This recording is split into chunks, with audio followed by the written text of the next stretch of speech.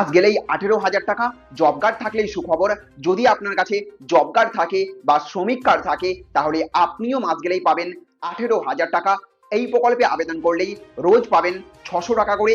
তো কিভাবে আবেদন করবেন, কি কি কাগজ লাগবে আপনার, জব কার্ড কিংবা শ্রমিক কার্ড না থাকলে কিভাবে বানাবেন, আজকে থাকবে এই নিয়েই বিস্তারিত আলোচনা। তাই ভিডিওটি শেষ পর্যন্ত অবশ্যই দেখুন। আপনারা দেখছেন টেক শেয়ারিং অনলাইন।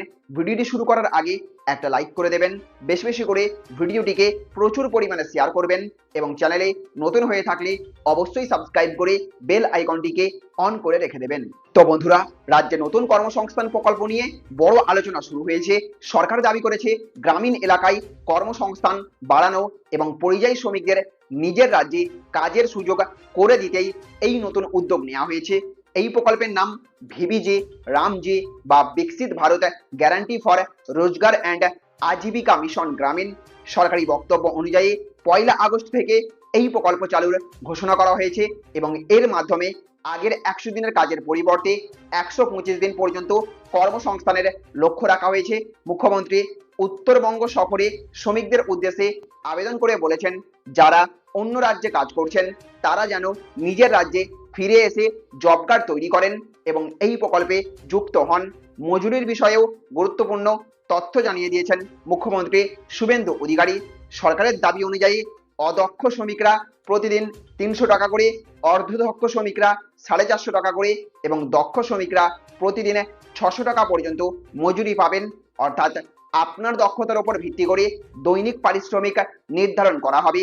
তবে এখানে একটা বিষয় কিন্তু আপনাদের পরিষ্কার করে বলা জরুরি, এই প্রকল্পের বাস্তবায়ন, আবেদন প্রক্রিয়া এবং যোগ্যতার বিস্তারিত নিয়ম শুধুমাত্র পঞ্চায়েত অফিস কিংবা বিডিও অফিস থেকে সঠিকভাবে জেনে তারপরেই আপনি আবেদন করবেন।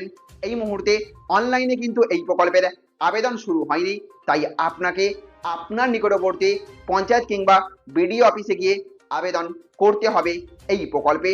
যদি আপনার জব কার্ড না থাকে তাহলে স্থানীয় গ্রাম পঞ্চায়েত, ব্লক অফিস বা সংশ্লিষ্ট গ্রামীণ উন্নয়ন দপ্তরের সঙ্গে যোগাযোগ করে আপনি জব কার্ড তৈরির প্রক্রিয়া সম্পর্কে আরো বিস্তারিত জেনে নিতে পারবেন। কারণ জব কার্ড থাকলেই ভবিষ্যতে এই ধরনের কর্মসংস্থানমূলক প্রকল্পে আবেদন করা অনেক সহজ হয়ে যাবে।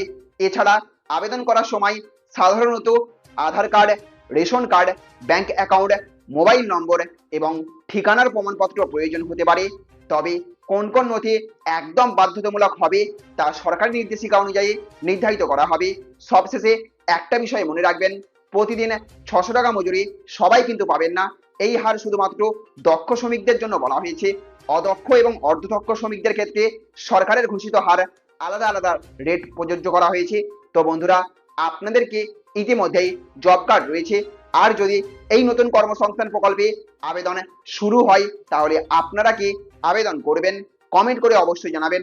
ভিডিওটি আপনাদের তথ্যবহুল মনে হলে, ভালো লাগলে একটা লাইক করবেন, বেশি বেশি করে শেয়ার করবেন। চ্যানেলে নতুন হয়ে থাকলে অবশ্যই চ্যানেলটিকে সাবস্ক্রাইব করে পাশের বেল আইকনটিকে অন করে রেখে দেবেন।